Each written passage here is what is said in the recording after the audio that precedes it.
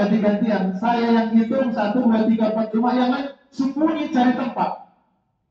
Kapan terakhir main? Pak Teguh masih ingat kapan terakhir main? Udah lama banget ya. Oh, ya anak muda Nadine. Nadine terakhir kali kapan main petak umpet? Kelas berapa?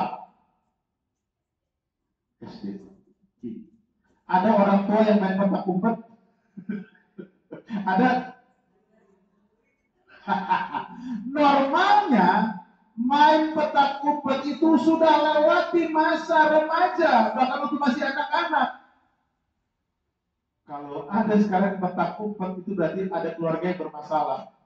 Petak umpet mereka. Jadi Bapak Ibu, masih ingat permainannya? Jadi ketika ada orang yang tutup mata, yang lain sembunyi. Udah selesai dihitung 10, baru yang tutup mata itu akan cari di mana mereka yang sembunyi.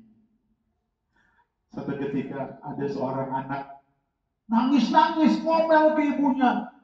Bu, ibu. Lalu, kenapa kamu nangis?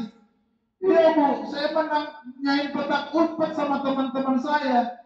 Saya udah sembunyi, tapi nggak ada yang nyari. Jadi rupanya anak ini main petak umpet, sembunyi dia, udah tunggu-tunggu berlama-lama, nggak ada yang nyari. Kan harusnya dicari kan? Bapak Ibu, ini mungkin hanya anekdot. Tapi saya mau bilang, sama seperti anak tadi, ia kecewa, merasa dikhianati, bahkan ia sakit hati. Saya mau bilang saudara-saudara, seringkali Tuhan juga sakit hati sama kita. Kenapa? Ini dia. Dia sembunyi dengan harapan kita cari dia. Tetapi gantinya kita mencari Tuhan, kita sibuk dengan hidup kita. Ada saatnya Tuhan itu tidak kelihatan bagaikan gerhana. Dengan harapan kita akan tunggu sampai gerhana itu lewat, baru kita cari dia lagi. Tetapi seperti anak tadi, dia menangis, kecewa, sakit hati. Tuhan juga kecewa, sakit hati. Karena kenapa? Karena ketika Allah sembunyi dalam tanda kutip, kita tidak cari lagi. Sekarang, mari kita kembali ke Matius pasal yang ke-28. Nah, gantinya kita memusatkan diri kepada 3 perintah tadi. Saya mengajak kita di pembukaan dan penutup dari perintah ini. Perhatikan ini. Di pembukaan Tuhan katakan pergi. Itu pembukaannya. Lalu kata penutup adalah aku menyertai kamu senantiasa sampai kepada akhir zaman.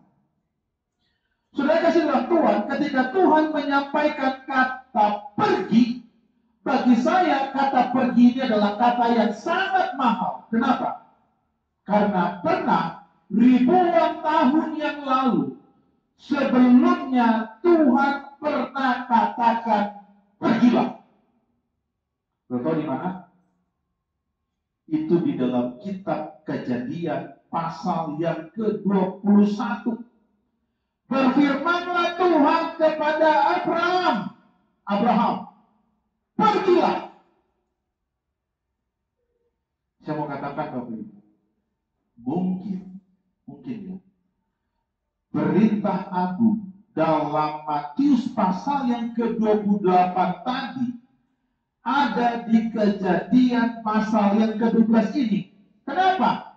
Karena sebagaimana ini tercatat di dalam kitab Matius 28, Tuhan juga Yesus memerintahkan masing-masing kita untuk pergi. Ajar. Apa yang mau kita ajar? Nah ini Bapak Ibu, Tuhan menyuruh kita untuk mengajarkan pengalaman Abraham. Bapak Ibu, ketika Tuhan mengatakan pergi kepada Abraham, ada 3 perintah Tuhan kepada Abraham. Yang pertama, meninggalkan negeri. Yang kedua, meninggalkan sanak keluarganya. Dan yang ketiga, meninggalkan rumah bapaknya. Lihat, perhatikan. Ada 3 perintah yang harus Abraham lakukan. Dia harus meninggalkan negerinya, dia meninggalkan sanak keluarganya, dia tinggalkan rumah bapaknya.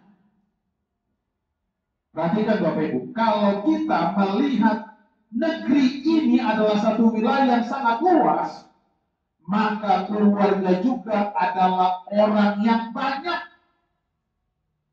Maka rumah bapaknya itu pasti semakin sempit. Betul?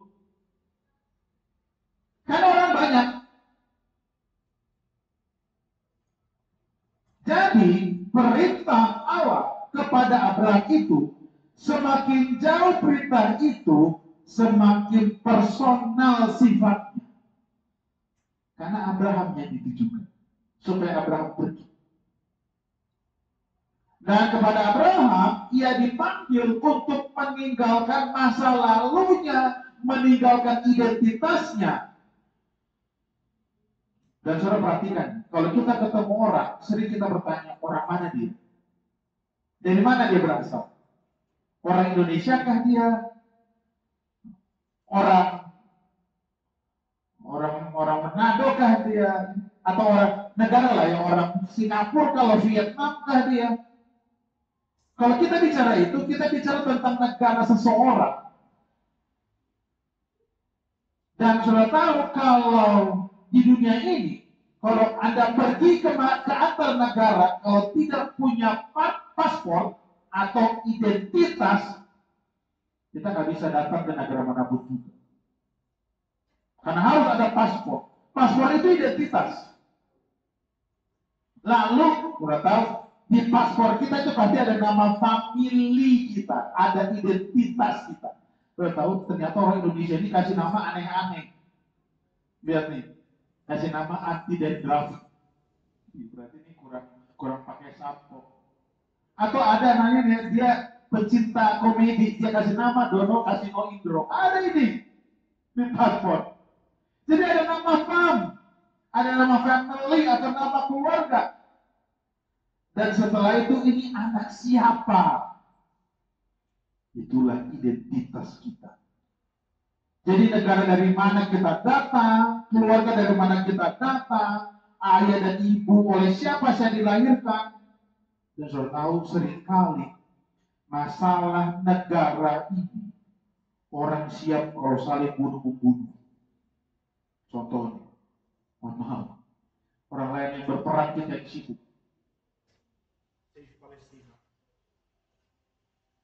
Mungkin rasa kemanusiaan tinggi, tapi sampai ganti bendera, sampai ganti segala macam, tubuhnya dihiasi, wah, udah fanatik banget.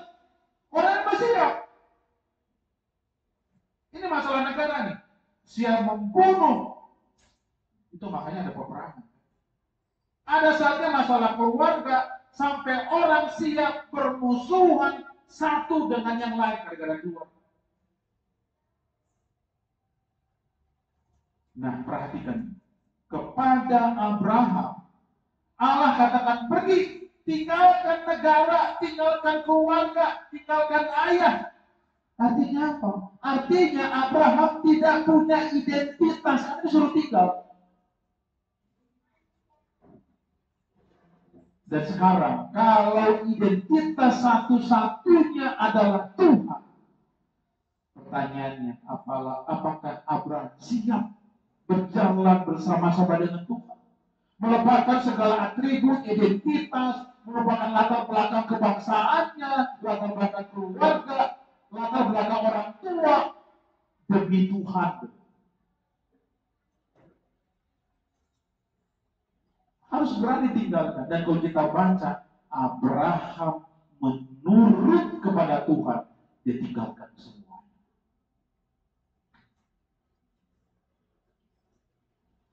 Ini luar biasa. Maka pergilah Abraham seperti yang diperintahkan Tuhan. Bapak Ibu, pernahkah kita berpikir, kok kenapa sih Abraham yang dipilih? Kenapa nggak orang lain? Kenapa nggak orang Asia? Kenapa di sana sih yang Tuhan pilih? Lalu kenapa mesti Abraham? Bapak Ibu, saya mau bilang, nggak semua orang bisa seperti Abraham. Kenapa? Karena Abraham tinggalkan semuanya. Banyak yang dikorbankan. Apa saja itu? Negerinya, sanak keluarganya, ayahnya. Dia tinggalkan. Dia pergi ke negeri yang dia nggak tahu karena Tuhan suruh pergi. Gak semua orang bisa seperti Abraham. Ada sebagian orang merasa, oh enak banget si Abraham. No. Abraham, dia harus banyak meninggalkan hal, baik keluarganya, sanak keluarganya, orang tuanya, harta kekayaannya dia tinggalkan. Gak semua orang mau dipanggil oleh Tuhan. Dan kita kira ketika kita mengikuti Tuhan, otomatis hidup itu akan indah.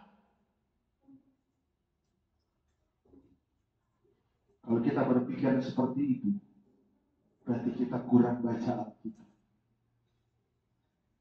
Maka pergilah Abraham seperti yang difirmankan Tuhan. Lalu ini apa yang dinikmati Abraham ketika mengikuti Tuhan.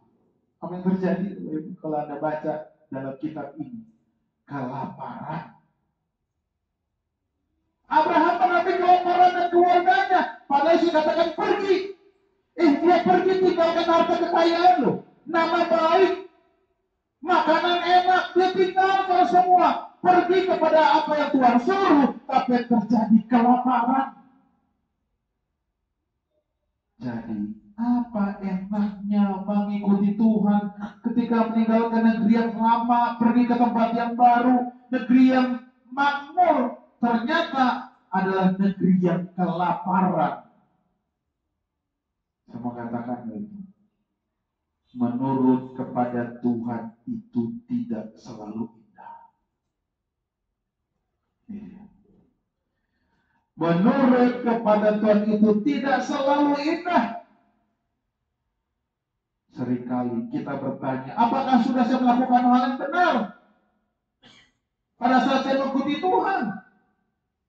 Kenapa hidup saya lebih susah ketika ikut Tuhan daripada sebelum ikut Tuhan? Ingat Abraham.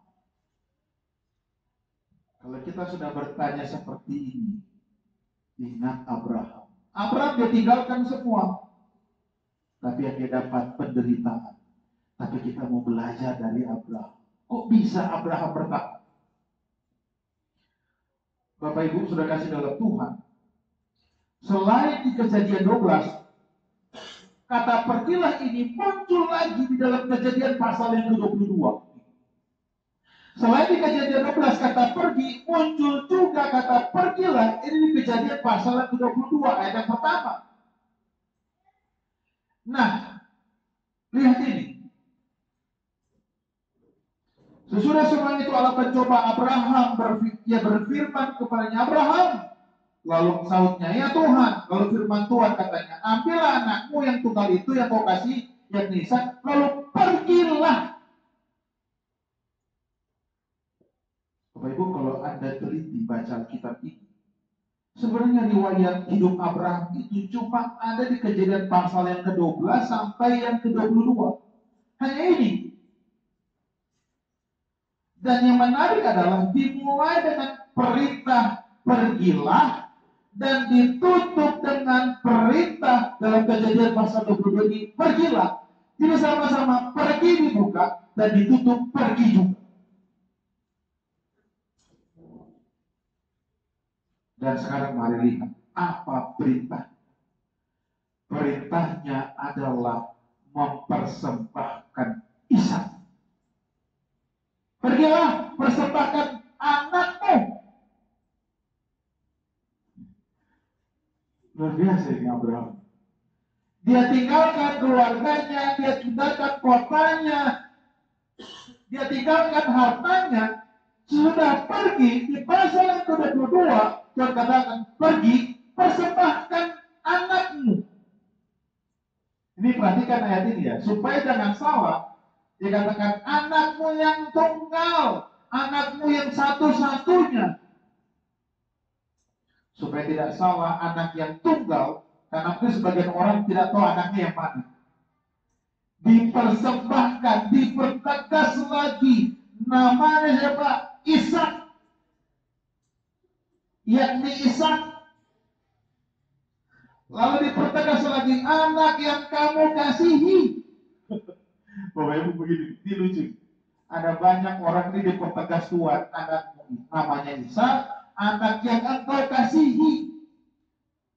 Banyak orang yang ingin mempersembahkan sesuatu yang tidak disukai, benar ya? Oh kasihan, gak suka lah. Tapi ini anak yang disukai, anak yang dikasihi, anak yang tunggal satu-satunya, penerus marga Batak. Pak Sinaga, Bro Regi, mau kasih anak satu-satunya? Penerus marga loh. Berpikir dua kali. Apalagi anak yang dikasihi. Oh kalau anak yang dibenci, udah Tuhan kasih aja nih. Tapi karena dia sayang, berat bagi hatinya Abraham. Tapi Tuhan pertegas, anak yang kamu kasihi namanya Ishak.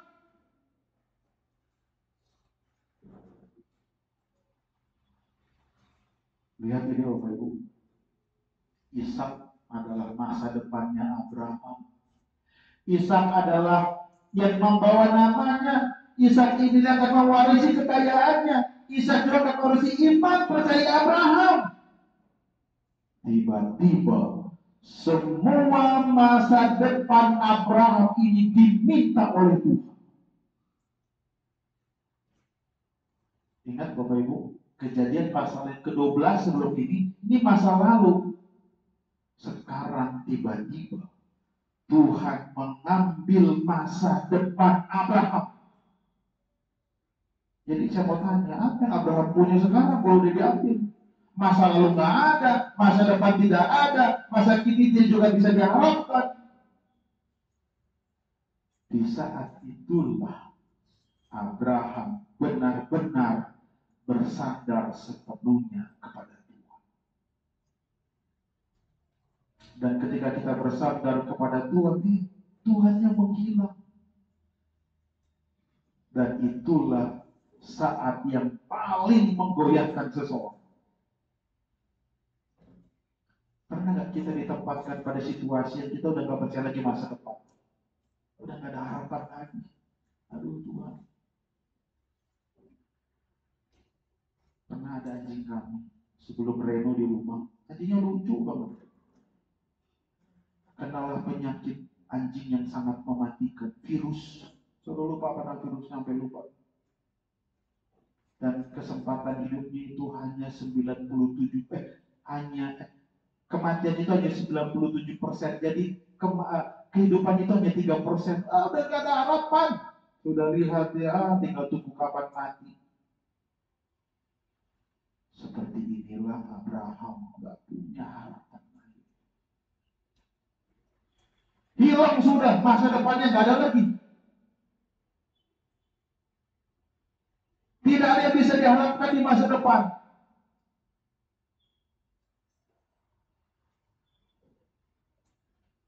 Walaupun Abraham mau berdoa, jangan-jangan dia rasa Tuhan gak akan dengar.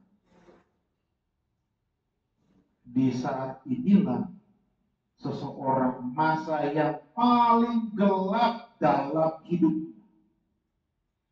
Dan itulah pada saat kita mengalami gerhana. Ingat yang tadi.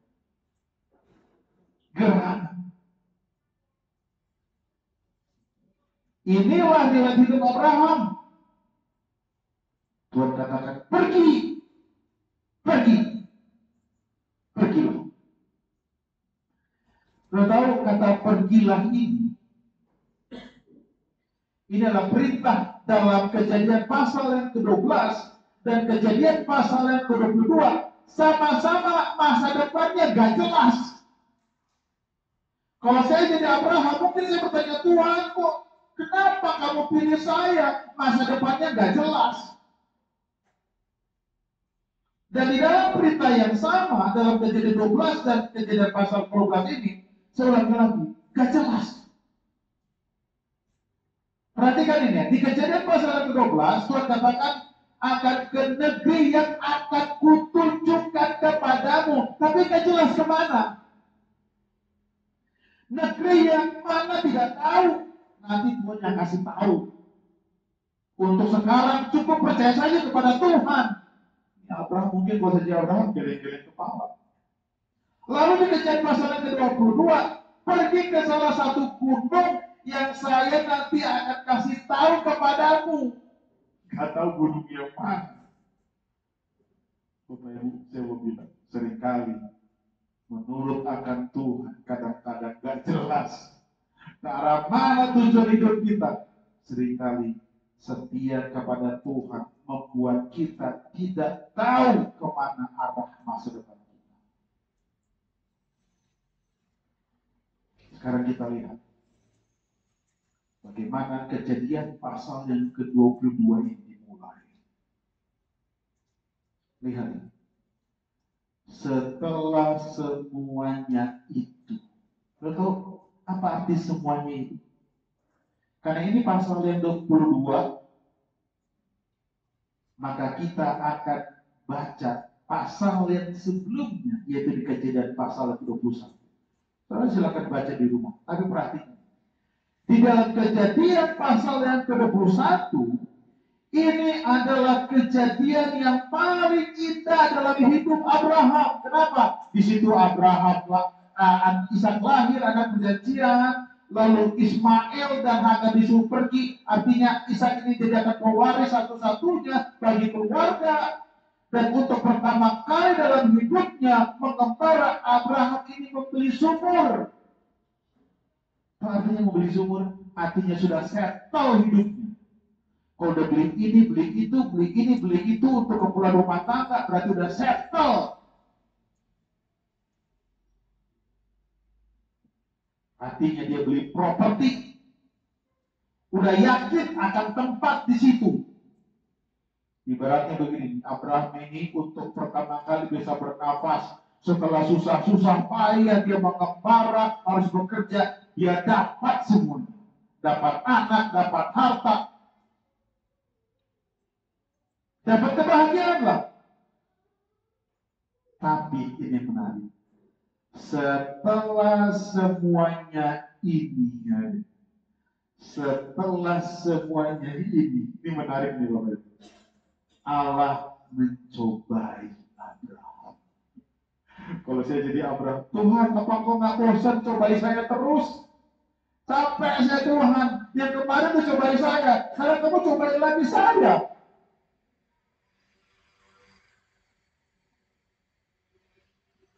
Mungkin kalau saya Abraham, Tuhan, apa kau nggak sadar? Saya ini secara rohani saya udah ngos-ngosan. Udah terlalu capek Tuhan. Saya jadi Abraham. Tapi itulah yang terjadi.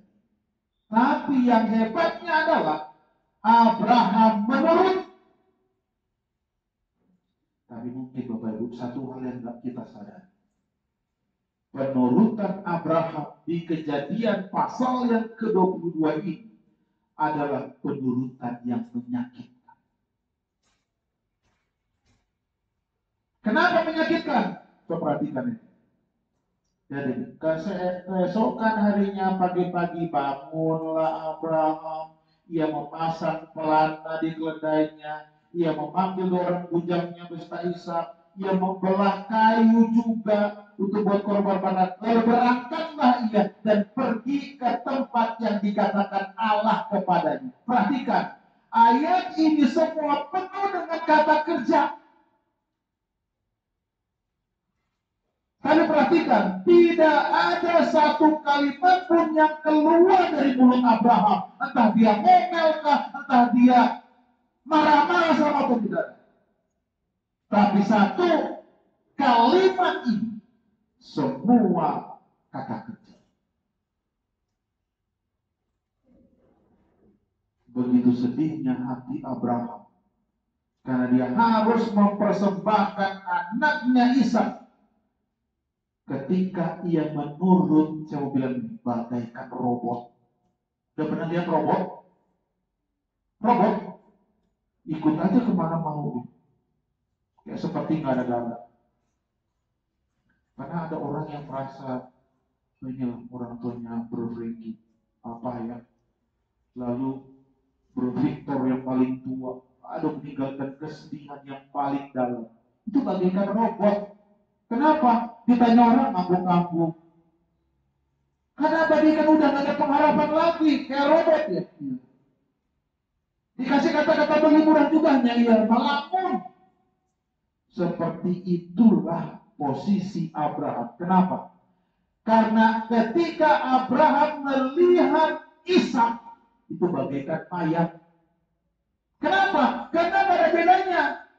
Ishak yang sekarang, bahkan Ishak nanti akan dipersembahkan, sama-sama akan mengalami kematian dalam pikiran Abraham. Itu sebabnya sangat menderita hati Abraham. Bahkan ini menarik. Hatinya terlalu sedih. Bahkan ia ingin sendirian dengan Tuhan. Coba perhatikan ini. Semua dilakukan oleh Abraham.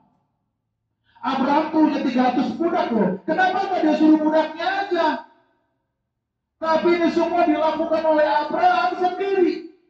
Kenapa? Karena dia ingin mengambil waktu dengan Tuhan.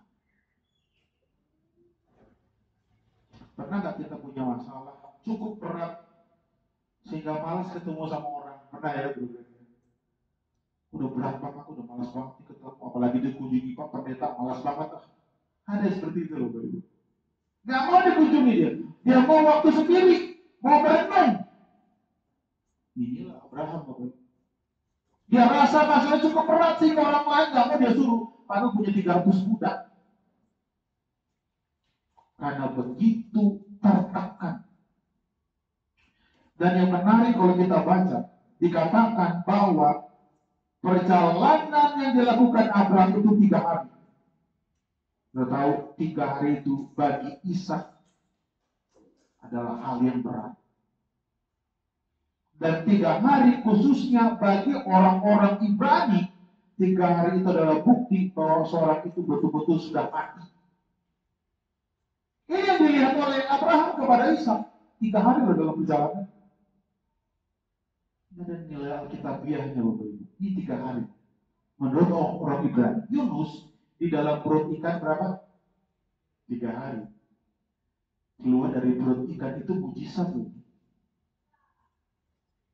Ini Yunus. Lalu ini Lazarus dibangkitkan pada hari yang keempat, lewat dari 3 hari. Itu mujizat, makanya orang bercengang-cengang. 3 hari aja udah hebat, apalagi 4 hari. Lalu yang paling luar biasa ini, yang paling terkenal, Yesus 3 hari dalam, ini pelajaran sekolah sahabat kita tadi. 3 hari loh. Dan apa yang dialami oleh Abraham, ini sedikit pengalaman Allah Bapa ketika Yesus dikubur 3 hari lamanya. Jadi bagi Abraham 3 hari itu adalah hari yang sangat berat. Sampai ketika Ishak anaknya berbicara, Abraham tidak dengar. Kalau lihat ini, kalau dalam bahasa aslinya, nggak ada dalam bahasa Indonesia. Kalimat itu nggak ada. Ini. Lalu berkatalah Ishak kepada Abraham ayahnya, Bapa, sahut Abraham, ya anakku. Sebenarnya kalau dalam bahasa aslinya bukan seperti itu. Kalau dalam bahasa aslinya adalah Wayomer sakit Abraham Abiyif. Wayomer Abi. Artinya, maka berkatalah Ishak kepada Abraham ayahnya. Artinya, berapa saat Ishak ini ngomong-ngomong, ayahnya ini tidak perhatikan. Ayahnya setelah sadar, oh ya anakku. Ini bahasa aslinya. Kenapa? Karena terlalu berat pikiran siapa? pikiran Abraham. Udah capek nih.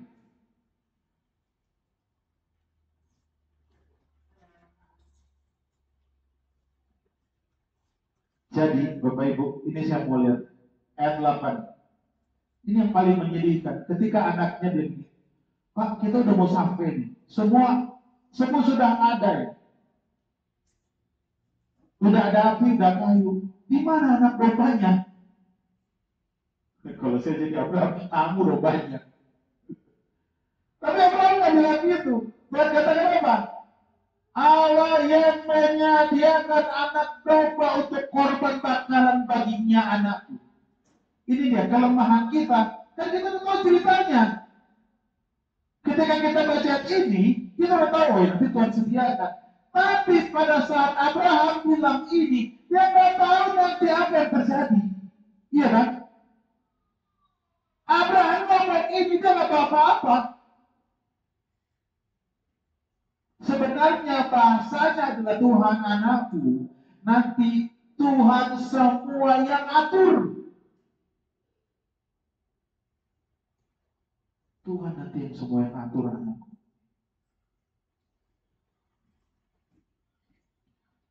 Jadi Bapak Ibu saya mau bilang, ternyata ikut dengan Tuhan, menurut dengan Tuhan sama sekali gak masuk akal. Abraham mungkin begitu, saya gak masuk akal, tapi saya harus menurut kepada Tuhan. Udah capek mungkin Abraham. Mungkin seringkali kita pun seperti itu, udah capek. Kita bilang, udahlah Tuhan yang atur. Padahal sebenarnya kalimatnya hanya formalitas. Karena kenapa? Ada saatnya kita sudah menyerah. Siapa lagi kalau bukan Tuhan yang atur? Makanya ada lagu Sion yang I surrender all. Ada yang tahu gitu? Aku berserah. Sebenarnya bukan aku berserah, aku menyerah. Karena nggak tahu lagi harus membuat apa. Tuhan, aku menyerah deh. Inilah yang terjadi kepada Abraham. Seringkali kita sudah berserah kepada Tuhan, tetapi kita belum menyerah kepada Tuhan. Itulah sebabnya Tuhan uji terus sama Abraham. Sampai kita capek dan menyerah kepada Tuhan. Nah, saya suka ini. Dari Kejadian pasal yang ke-22 ayat yang ke-6. Lalu di ayat yang ke-8 juga penutupan dari kalimat ini, perhatikan lagi. Demikianlah keduanya berjalan bersama-sama. Lalu di ayat yang penutupan ayat yang ke-8 juga ditutup dengan kalimat demikianlah keduanya berjalan bersama-sama.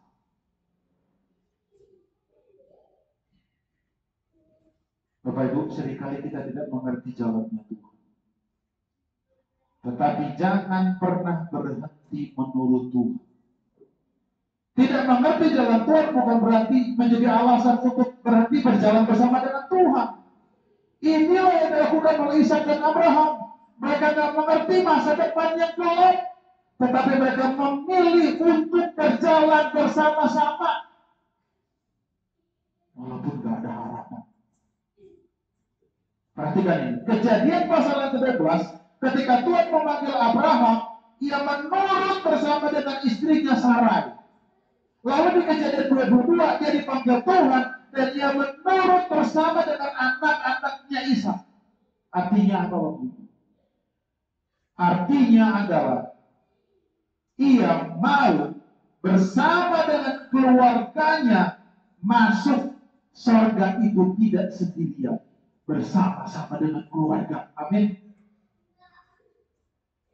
Jadi Bapak Ibu perhatikan anak-anak. Pastikan anak-anak kita juga masuk surga. Amin. Ini doa saya juga. Bagi anak-anak kita. Abraham, ia bersama-sama dengan anaknya Ishak turun kepada Tuhan walaupun nggak tahu endingnya kemana, tapi dia mau masuk surga bersama dengan anaknya. Orang tua, jangan egois. Tuntut anak-anak kita. Mereka juga calon pewaris kerajaan surga.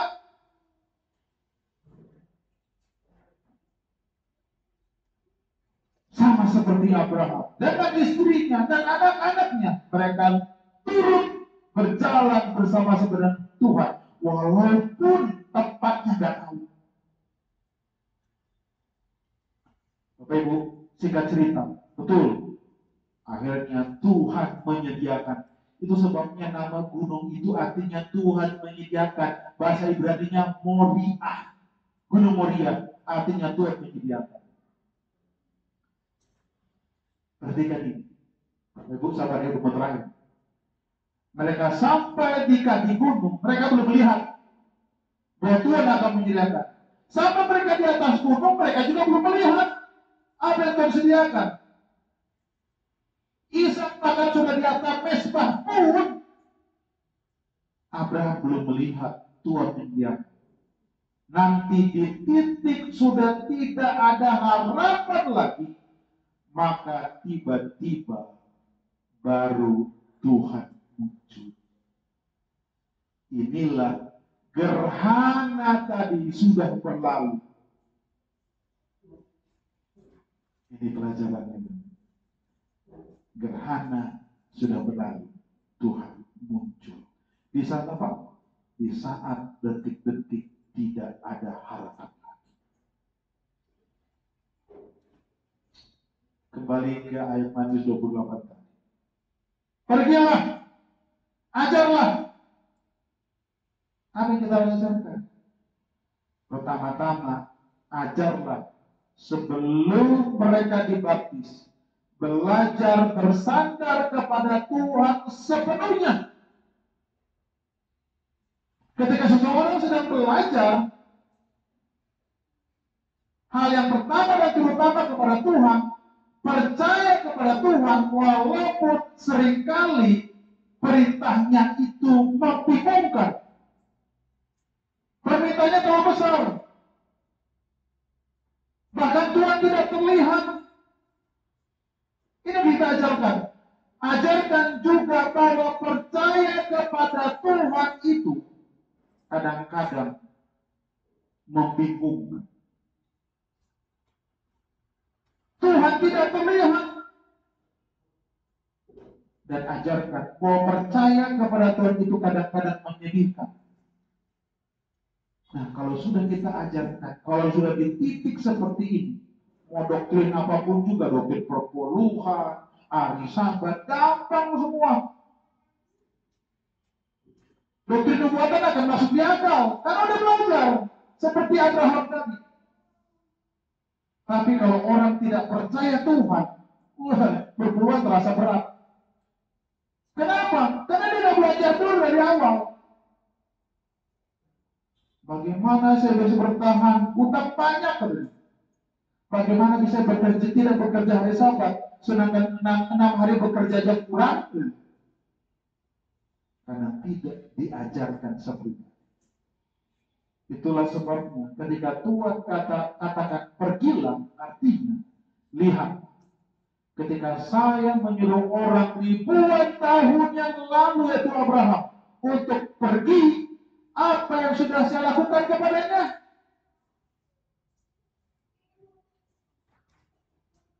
Aku menyertai kamu senantiasa sampai kepada akhir zaman. Ingat gerhana matahari tadi. Jadi inilah sekarang kita mengerti ayat inti kita tadi. Dari Pak Teguh berbisik, Bapak ditanya, kenapa Tuhan sembunyi? Ini jawabannya. Ada saatnya Tuhan sembunyi. Cari dia. Tekun cari dia. Jangan berhenti cari dia. Dan ketika ia sembunyi, ini dia. Cari. Aku hendak menanti-nantikan Tuhan yang menyembunyikan wajahnya terhadap aku. Dan aku hendak mengharapkan dia. Kenapa? Dikatakan kenapa? Tuhan sembunyi, ini istilah tuh. Karena Tuhan sebenarnya tidak sembunyi. Karena pikiran kita yang merasa Tuhan tidak adil, Tuhan tidak ada. Lebih banyak kita mengomel daripada merasakan kehadiran Tuhan.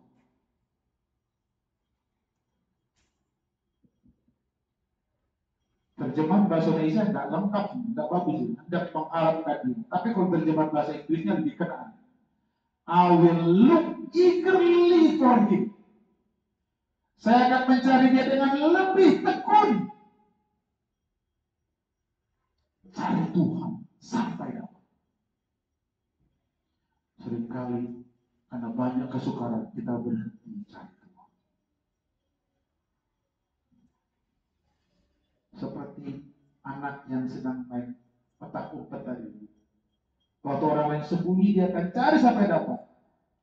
Inilah rahasia kebahagiaan hidup. Ketika terasa susah, Tuhan kelihatan hilang. Itu bukan tanda kita harus menyerah. Tapi justru itu adalah panggilan supaya kita mencari dia sampai tekun. Sebentar kita akan berjamuan kudus. Ingat pelajaran sekolah sahabat ini. Tuhan sudah mati bagi kita. Kalau kita tidak mengikuti Tuhan dengan sungguh-sungguh, gak ada gunanya hidup. Karena Tuhan buat ini buat kita. Kalau kita tidak mencintai dengan sungguh-sungguh, percuma ibadahmu, kata kita. Itu sebabnya carilah Tuhan itu dengan sungguh-sungguh. Maka engkau akan mendapatkan. Karena sumber kebahagiaan, sumber kebenaran itu adalah siapa?